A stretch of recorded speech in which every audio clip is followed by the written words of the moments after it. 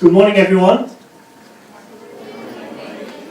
Okay, we just try one more time. Good morning, everyone. Okay, now we're in business. Okay, so now I'm Benny. I'm the director of the SMART program. So basically, so glad to see all of you guys here today, and we're gonna have a really good weekend. Trust me, it's gonna be fun. Okay, and we honor to welcome all of you to be here. How many of you guys first time to come to Hong Kong U? Okay, a few of you guys. Okay, that's good. Okay, I hope you enjoy our campus. And from what I know, you guys will be studying mathematics, science, and arts as a separate subject because it's probably easier to understand each discipline at the beginning. But how many of you guys actually know they actually connected with each other? Okay, a few of you guys. Hopefully you'll learn more. Okay. Now, the reason that what we realized that actually science, mathematics, and arts are actually connected to each other, and I think once you realize this interconnection among all these subjects, then you realize, those are the interesting phenomenon that you can explain and you can apply in the daily life, and everything is, it may be hidden, but they're all related. We envision this program, we're representing SMART, right? We have the science component, mathematics component, and arts component. So hopefully by the end of this weekend, you also experience what we talk about, this integration of all these subjects. Before we kickstart our program, I'd like to take this opportunity to thank you, our co-organizer, Hong Kong Science and Technology Parks Corporation, the University of Hong Kong, our sponsor, Carousel Studio, Dulce, Jitong, Studio The Dimension, The Tofu, my colleagues, and our student helper for all their support for this innovative program. Finally, I wish you all have a great time through this program and enjoy the workshop. Thank you, guys. Thank you, Dr. Benny, for the detailed briefing on the program, and I totally understand why did you name it SMART. So Whitney, after listening to his speech, I'm quite excited, and I wonder how are they going to incorporate all these three disciplines. So what are we going to do next? I know you're very excited, and I'm pretty sure the students are too. Okay. But before we do the activities, we would like to give you all some lectures on each workshop, and you can know the theories behind first. That's great. So what is going to be our first one? Our first lecture will be on the science of ceramics. Wait, did you just say science of ceramics? I thought ceramics are just artifacts. Science and ceramics together? They are much more than just artifacts. I'm also limited in knowledge, so why don't we now invite Dr. Edmond Leung to explain the science behind ceramics. Dr. Leung, please.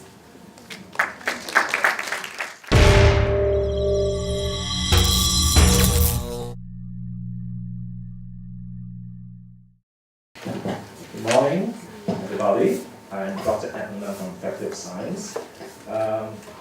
So today, I understand that quite a number of you guys are going to be in the ceramic workshops, right? So who is going to be participating in this ceramic workshop in the later today? Okay, more probably, okay, about 40%, I believe. So in this mini talk, I'm going to show you some simple science about ceramics, and maybe in the ceramics processing steps. So my first question would be for you. Okay, I understand that out there are quite a number of ceramic making classes, right? So how many of you have been in one of those classes before? Okay, still in the first row. So what did you do in the workshop, in those kind of classes? Yeah. Making some stuff, right? Okay, out of what? Do you know? Clay. Okay, so do you know what is clay? Okay, very good. Actually, there are different components there, and today I'm going to show you, okay, how you can make ceramic products of clay.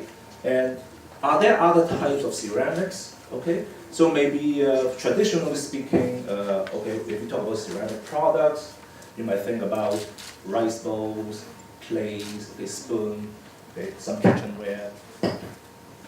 I'm not talking about the jackets that you're wearing, but maybe some buttons, okay, they can be made of ceramics. And for food, well, I'm not talking about you're going to eat ceramics or clay, but the rice bowls, the chopsticks, spoons, and so on, they're made of ceramics as well. For housing, for living, okay, you can see that we have bricks, floor tiles, and so on. They are made of ceramics.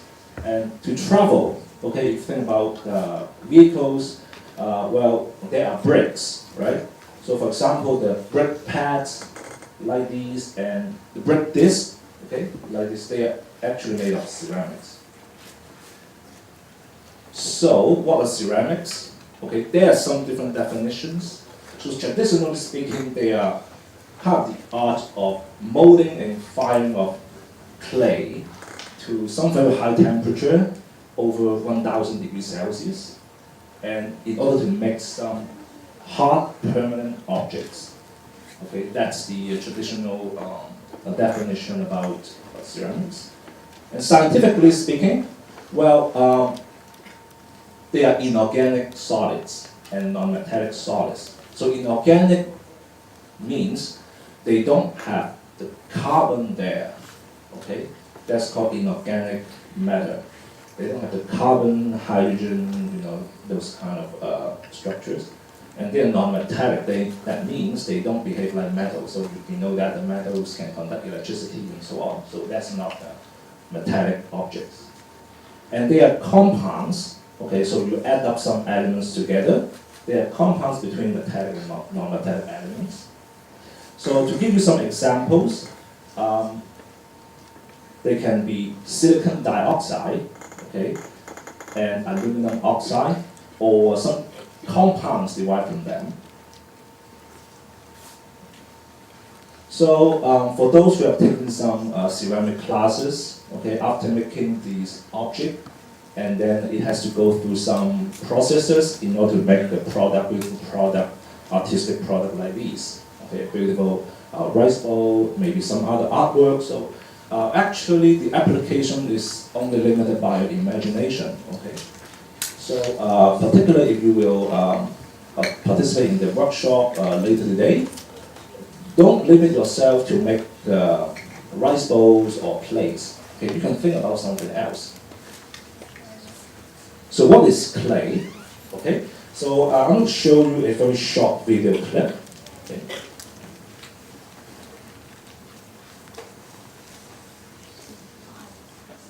The order of so many useful things is somewhat muddy.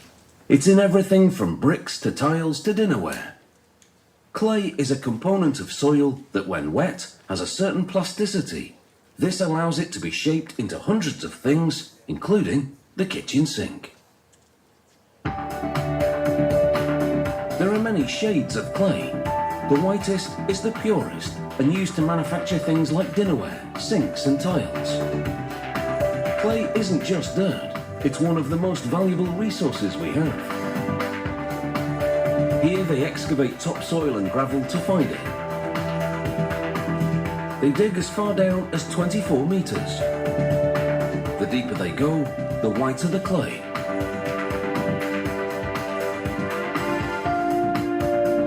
Fresh from the earth, the moisture content of the clay is between 15 and 22%. The particles of clay clump together, but they can easily be broken up. The clay will now be processed to a workable form.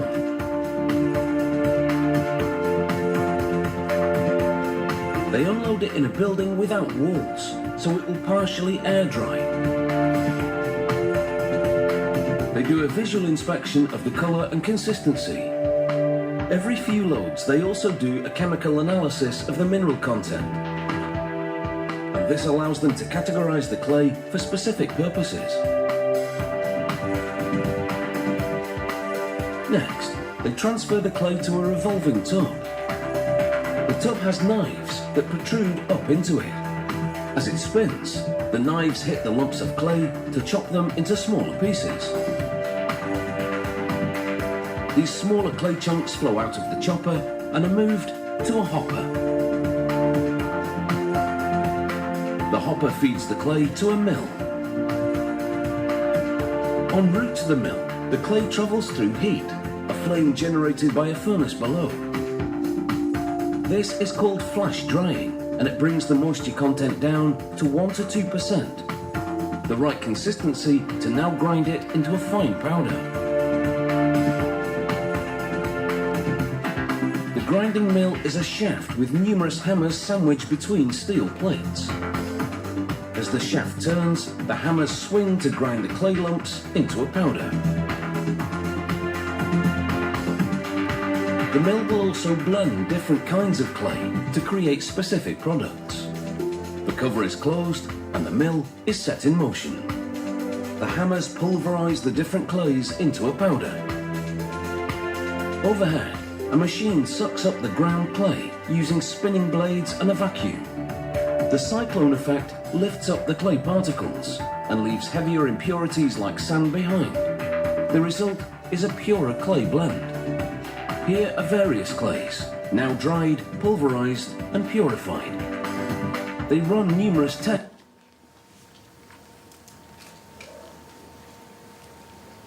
Okay, so basically that's how the clay powder of the particles are made.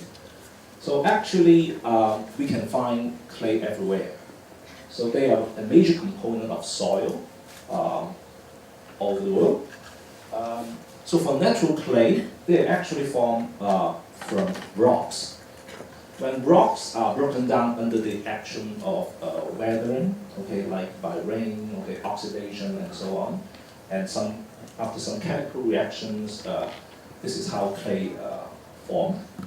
And in chemistry, okay, they are actually a mixture of some oxides. For example, potassium oxide, okay, K2O. Aluminum oxide, Al2O3, and silicon oxide, silicon dioxide, SiO2. And they are actually fine particles with some grain size of very small grains.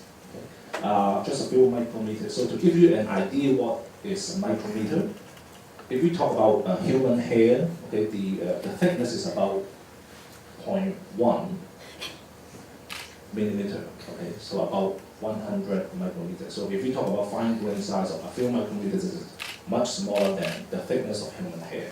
Okay, very fine particles.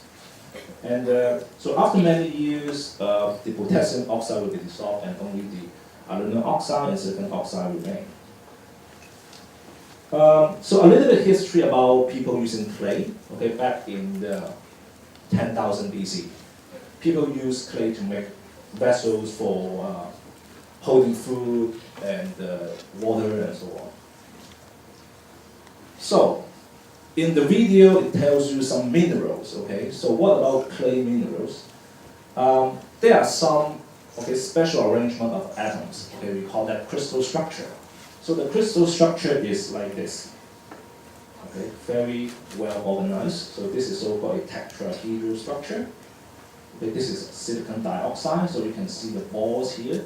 So the one in the middle is the silicon. It's surrounded by some oxygen atoms. And then this is basically the basic unit, and then you just keep repeating the unit, and then you can form some bigger stuff. Okay? And also we have octahedral structure like this. Okay, this is the aluminum atom surrounded by some oxygen atoms. Okay, and then you keep repeating the units, and then you will get the bigger stuff. Okay, so you can see that this is one layer and another layer. So the clay minerals are basically formed from these layers. Okay? So for simplicity, let's say this is T, this is O, okay, and the layers are like TO. And between the layers, TO, they're actually bound by hydrogen bonds. So there's different types of clay minerals. As I mentioned earlier, we can have TO structures, some can have TOT, and so on. So in these minerals, the space between these layers are actually occupied by water. Okay, so if you have taken some ceramic classes, okay, after making the object, and then you need to let it dry in air or maybe in an oven, and then it shrinks. Okay, that's why the product shrinks after drying. Okay, because some water molecules are evaporated, okay, at higher temperature. Okay, so if we take a look at this picture, okay, they are not 4 different sub-objects. Okay, they're actually from the same one. Okay, this is the one that right after you mold it, and then after air drying, it shrinks a little bit, and then it has to go through some high temperature process over firing, and then it shrinks further. And finally, you can see that the color is different because at the final step, we put a thin coating to give it some color to the object. So during the firing step, okay, the temperature we are talking about could be over 1000 degrees Celsius. Okay? So as I mentioned earlier, there are some hydrogen bonds between the layers, right? So at such high temperature, what can happen? The water will be gone, and actually some chemical reactions happen. Okay, so if you think about the clay here, we have some oxygen, hydrogen, okay, so a hydroxyl group on the outer surface, and at such high temperature, they will form bonds. Okay, so originally you have A plus B, and then the product is C. So you can see that the two clay is now linked by the oxygen. Okay, so that's why here we can see that there's further shrinkage after the firing step. And to do so, ancient people use fire, but nowadays we have more advanced technology like using electrical, this is so-called kiln, okay, just for the firing step. And then you can give colors or give a thin layer of coating to the ceramic product, okay, for practical reasons or for artistical reasons.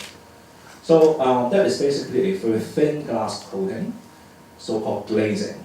So that's the next step after the firing, okay? And then you will have to give one more firing step for this thin layer of coating.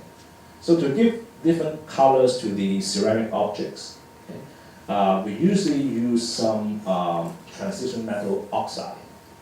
Usually if you find it from the periodic table, they are those first row transition metals, for example, copper, iron oxide, and so on. So that's about how ceramic products are made, okay, from clay.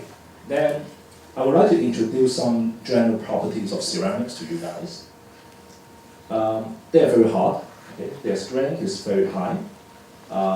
They are very tough. They can resist high temperature because their melting points are very, very high. They have good wear resistant, corrosion resistant. They are brittle, okay, just like glass. Glass is one kind of ceramics as well. Also, they are actually very good thermal conductor. They don't conduct heat very well.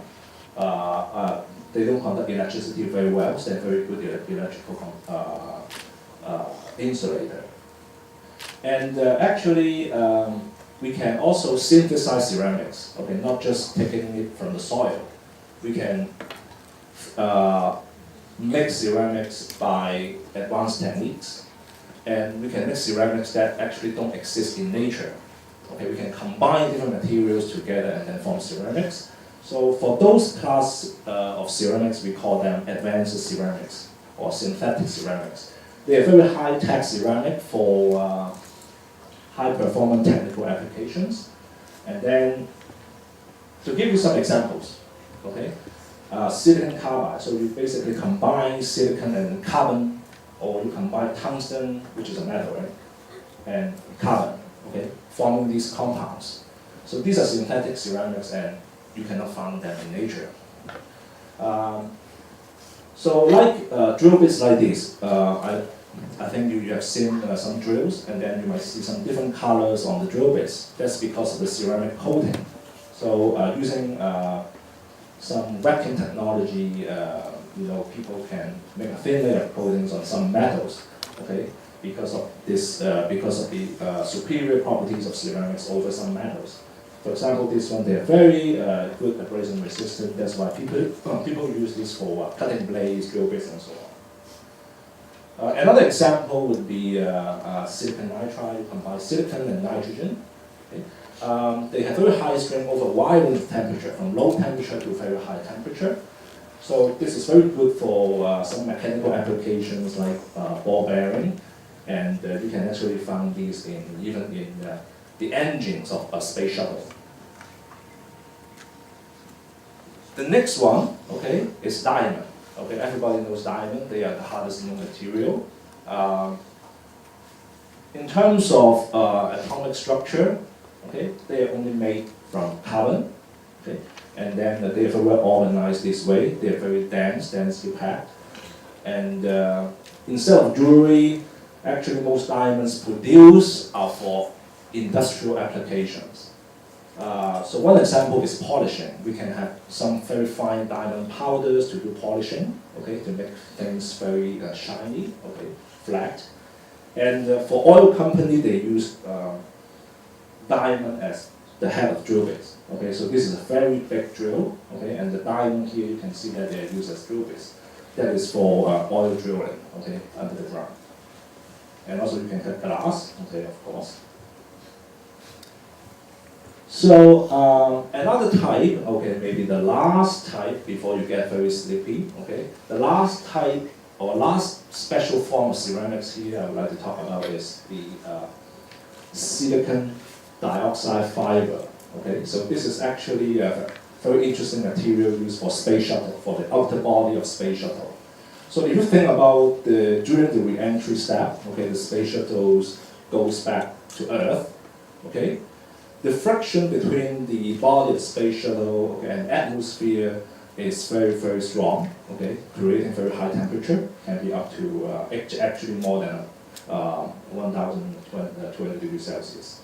So we need some thermal insulating protection for the space shuttle, otherwise it's going to be disintegrated, right? So one interesting thing that we can make, use ceramics is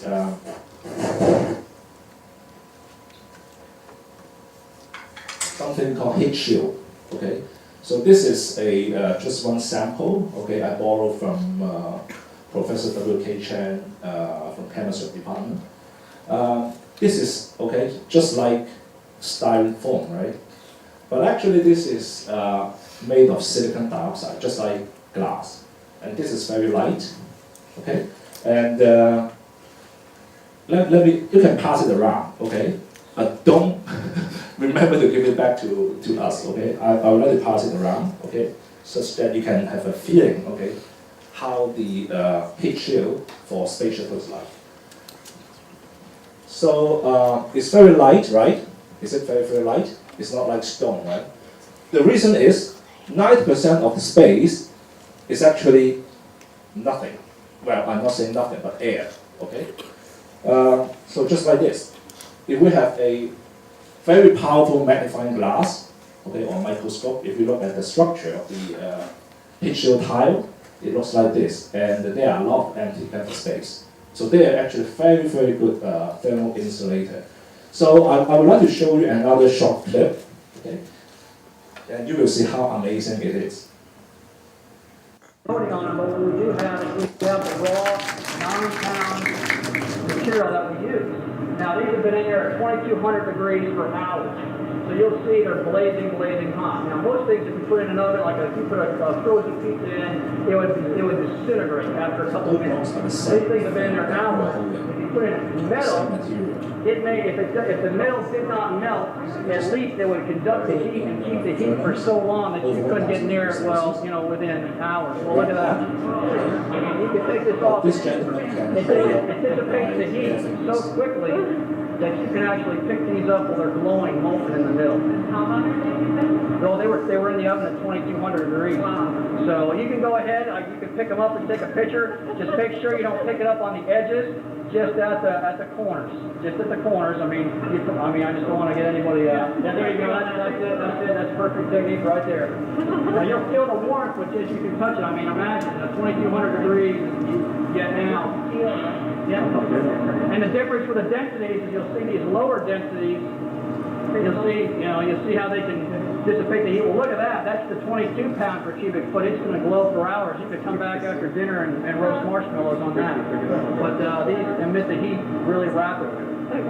I mean, a good example of how this works is that when the shuttle comes in, it gets up to about 2,500 degrees. But yet, the surface of the That's the interesting part. That's why I want to show this video to the end. Okay.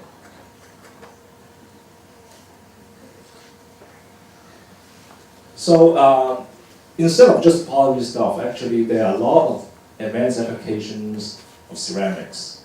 So I think that's pretty much it. Just a brief introduction and some simple science behind ceramics and ceramic processing. And then, so for you guys in the afternoon, you will join Mr. Terence Lee, a ceramics master from Jitong. He will maybe talk a little bit more about the details during the processing and how you can make the objects. Okay, so I hope you guys will enjoy the workshop. If you, yes, please. Oh, you've been there before? Yes. Yeah, so after making, if you want to make some rice bowl, maybe you can, I don't know, you can take it there for a nice lunch. Yeah. Okay, so I hope you guys enjoy the workshop later today. Thank you very much.